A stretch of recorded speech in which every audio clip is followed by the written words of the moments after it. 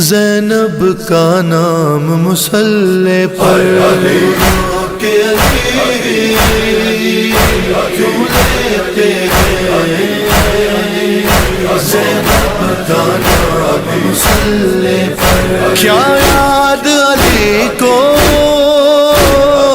آیا ہے بازار شام مصلی پر کہ علی کیوں لیتے ہیں، زینب کا تاریخ اسلام شہادتوں سے بھری پڑی ہے، لیکن جیسی شہادت کا منظر مسجد کوفہ نے خیر البشر محمد مصطفیٰ صلی اللہ علیہ وآلہ وسلم کی محبوب ہستی حضرت علی بن ابی طالب کے سر اقدس پر ضرب لگنے کے بعد دیکھا، اس کی مثال تاریخ انسانیت پیش کرنے سے قاصر ہے۔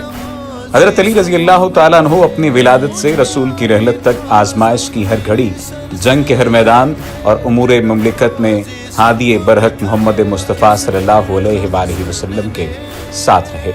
حضرت علی نے 13 رجب المرجب 30 عام الفیل کو بیت اللہ میں ورود فرمایا۔ والد ماجد رسول خدا صلی اللہ علیہ وآلہ وسلم کے شفیق و نگہبان چچا ابو طالب بن عبد المطلب بن ہاشم اور والدہ گرامی فاطمہ بنت اسد بن ہاشم تھیں۔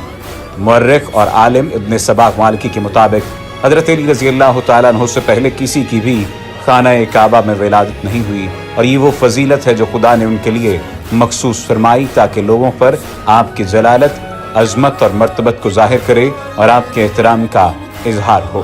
لیکن کیا ہی عظیم واقعہ ہے ان کی شہادت کا بھی۔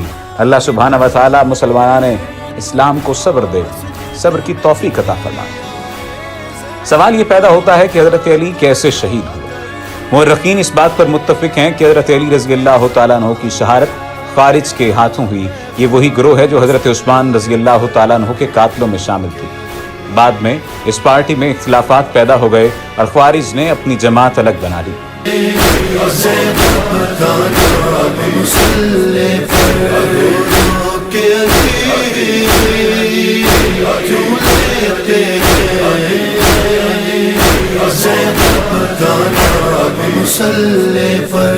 باغی پارٹی کے بقیہ ارکان بدستور حضرت علی کے گرد و پیش میں موجود رہے، تاہم ان کی طاقت اب کمزور پڑ چکی تھی۔ 3 خارجی ابن ملجم، برق بن عبداللہ اور عمر بن بکر تیمی اکٹھے ہوئے اور انہوں نے منصوبہ بنایا حضرت علی، معاویہ اور عمرو بن عاص رضی اللہ تعالیٰ عنہم کو ایک ہی رات میں قتل کر دیا جائے۔ انہوں نے اپنی طرف سے اپنی جانوں کو اللہ تعالیٰ کے ہاتھ فروخت کیا، خودکش حملے کا ارادہ کیا اور تلواریں زہر میں بجھا لی۔ ابن ملجم کو فاق اور دیگر خوارج سے ملا جو خاموشی سے مسلمانوں کے اندر رہ رہے تھے۔ اس کی ملاقات ایک حسین عورت قطامہ سے ہوئی جس کے باپ اور بھائی جنگ نہروان میں مارے گئے تھے۔ ابن ملجم اس کے حسن پر فریفتہ ہو گیا اور اس سے نکاح کا پیغام بھیجا۔ قطامہ نے نکاح کی شرط یہ رکھی کہ حضرت علی رضی اللہ تعالیٰ عنہ کو قتل کر دیا جائے۔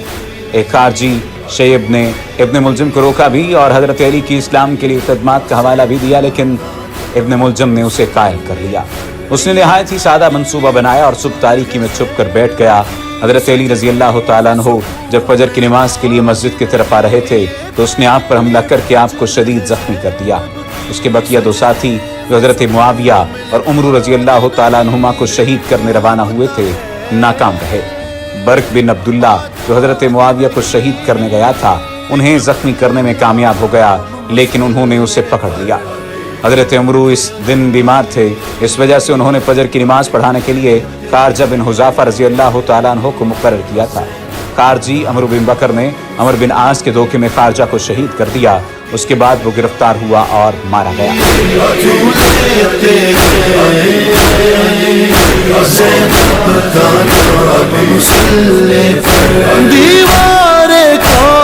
حضرت علی رضی اللہ تعالیٰ عنہ کو وفات سے پہلے کچھ وقت مل گیا جس سے آپ نے اپنے بیٹوں کو وصیت کرنے میں صرف کیا۔ جان کنی کے اس عالم میں بھی آپ نے جو باتیں ارشاد فرمائیں وہ آب زر سے لکھنے کے لائق ہیں۔ یہاں ہم تیوری سے چند اقتباسات پیش کر رہے ہیں۔ آپ نے حسن اور حسین رضی اللہ تعالیٰ عنہما کو بلوایا اور ان سے فرمایا، میں تم دونوں کے اللہ سے ڈرنے کی وصیت کرتا ہوں، دنیا کے پیچھے ہرگز نہ لگنا، تا دنیا تم سے بغاوت ہی کیوں نہ کر دے۔ جو چیز تمہیں نہ ملے اس پر رونا نہیں، ہمیشہ حق بات کہنا، यतीमों से शफकत करना, परेशान की मदद करना, आखिरत की तैयारी में मसरूफ रहना, हमेशा जालिम के दुश्मन और मजलूम के हामी रहना और किताब अल्लाह के अहकामात पर अमल करते रहना। अल्लाह के दीन के मामले में किसी मलामत करने वाले की मलामत से मत घबराना। तीसरे बेटे मोहम्मद बिन हनफिया से फरमाया, मैंने तुम्हारे भाइयों को जो नसीहत की तुमने भी सुनकर महफूज कर ली, मैं तुम्हें भी वही नसीहत करता हूँ जो तुम्हारे भाइयों को की है। इसके अलावा ये वसीयत करता हूँ कि अपने भाइयों हसन और हुसैन की इज्जत व तौकीर करना और इन दोनों के इस अहम हक को मलहूज रखना जो तुम्हारे जिम्मा है। उनकी बात मानना और उनके हुक्म के बगैर कोई काम न करना। फिर हसन और हुसैन से फरमाया, मैं तुम दोनों को भी मोहम्मद के साथ अच्छे सलूक की वसीयत करता हूँ क्योंकि वो तुम्हारा भाई और तुम्हारे बाप का बेटा है। तुम ये भी जानते हो कि तुम्हारा बाप इससे मोहब्बत करता है। फिर ख़ास तौर पर हसन रज़ी अल्लाह तआला अन्हु से फरमाया, मेरे बेटे तुम्हारे लिए मेरी वसीयत ये है कि अल्लाह से डरते रहना, नमाज वक्त पर अदा करना, ज़कात को उसके मसरफ में खर्च करना, वज़ू को अच्छी तरह करना कि बगैर वज़ू के नमाज नहीं होती और ज़कात न देने वालों की नमाज भी कबूल नहीं होती। हर वक्त गुनाहों की मग़फ़िरत तलब करना, गुस्सा पीना, सिला रहमी करना, जाहिलों से बुर्दबारी से काम लेना, दीन में तफ़क्क़ुह हासिल करना, हर काम में साबित कदमी दिखाना, कुरान पर लाजमी अमल करते रहना, पड़ोसियों से अच्छा सलूक करना, नेकी की तलकीन और बुराइयों से इज्तनाब की दावत देते रहना और ख़ुद भी बुराइयों से बचते रहना। इसके बाद हज़रत अली रज़ी अल्लाह तआला अन्हु ने और भी बहुत सी नसीहतें फरमाईं जिसमें ख़ासकर नमाज, ज़कात, जिहाद और अमर बिल मारूफ व नही अनिल मुनकर वाज़ेह तौर पर शामिल थी। हज़रत अली रज़ी अल्लाह तआला अन्हु की शख्सियत के बारे में तमाम लोग जानते हैं और अगर ज़िक्र की बात की जाए तो मौला कायनात अली इब्न तालिब की सीरत को समझने में आसानी उस वक्त होगी जब हमें रसूल नबी करीम सल्लल्लाहु अलैहि वसल्लम की ज़िंदगी का मुतालिया करेंगे तो उनकी शख्सियत और वाज़ेह होते चली जाएगी कि किस तरह से उनका ताल्लुक़ नबी करीम सल्लल्लाहु अलैहि वसल्लम के साथ था। जब सरकार दो जहां जनाब रसूलुल्लाह सल्लल्लाहु अलैहि वसल्लम मक्का से हिजरत करके मदीना मुनव्वरा में दाखिल हुए तो अहले मदीना ने आपके इस्तकबाल में जो जोश दिखलाया उसने अहले मदीना की मोहब्बत जो सिर्फ अल्लाह के रसूल के लिए थी वो दुनिया पर आश्कार कर दी। मदीना मुनव्वरा में अहले क़बा के लोगों ने अपने नबी से दरख्वास्त की कि हमारे लिए एक ऐसी जगह बता दें जहां हम सब मिलकर इबादत किया करें। कुलसूम बिन हदम की एक उफ्तादा ज़मीन थी जिस पर खजूरें सुखाई जाती थी। उन्होंने ये जगह हुजूर को पेश की तो आपने तमाम असहाब से कहा कि मेरी ऊँटनी को लाओ जिसका नाम क़स्वा था। जब ऊँटनी आपके पास पेश की गई तो पहले अबू बकर रज़ी अल्लाह तआला अन्हु को, उसके बाद हज़रत उमर बिन ख़त्ताब को कहा कि इस ऊँटनी पर सवार हो जाओ। जब पहले अबू बकर सिद्दीक़ रज़ी अल्लाह तआला अन्हु सवार हुए तो ऊँटनी अपनी जगह से न हिली। फिर हज़रत उमर सवार हुए मगर कस्बा अपनी जगह से न हिली। उसके बाद रसूलुल्लाह सल्लल्लाहु अलैहि वसल्लम ने हज़रत अली को कहा, अली तुम इस कस्बा पर सवार हो जाओ। जब ये कस्बा पर सवार हुए तो फ़ौरन वो उठ गई और चलने के लिए तैयार हो गई। तब आपने असहाब से मुतवज्जे होकर फरमाया, इसकी मुहार को छोड़ दो, ये हुक्म की गई है, जिस तरह चाहे इसे घूमने दो। ये ऊँटनी जिस तरह चलती जाती हुजूर नबी करीम सल्लल्लाहु अलैहि वसल्लम उस मस्जिद की हुदूद मुतय्यन करने जाते और जब उसने पूरा चक्कर मुकम्मल कर लिया तो एक चबूतरे पर जाकर बैठ गई और इस तरह मदीना मुनव्वरा में पहली मस्जिद जिसका नाम क़बा है तामीर हुई। ये तारीख़ का एक वाक़या है। अब ये नाज़रीन का काम है कि वो इस वाक़े पर गौर करें कि हज़रत मोहम्मद मुस्तफ़ा सल्लल्लाहु अलैहि वसल्लम ने अपनी ऊँटनी कस्बा पर अली उल मुर्तज़ा को क्यों बिठाया, वो अहले ईमान को क्या पैगाम देना चाहते थे। ये वो अली बिन अबू तालिब हैं जिनके लिए रसूलुल्लाह सल्लल्लाहु अलैहि वसल्लम ने जंग खंदक के मौके पर यह फरमाया था कि आज ईमान कुल कुफ्र के मुकाबले पर जा रहा है।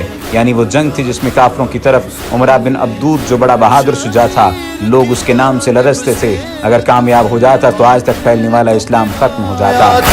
शरबत शबीर की जानिब से अकबर कातिल को पिलाया था शरबत। जब याद अली को आया था एक तशना काम मुसल्ले पर के क्यों लेते ज़ैनब का नाम मुसल्ले पर के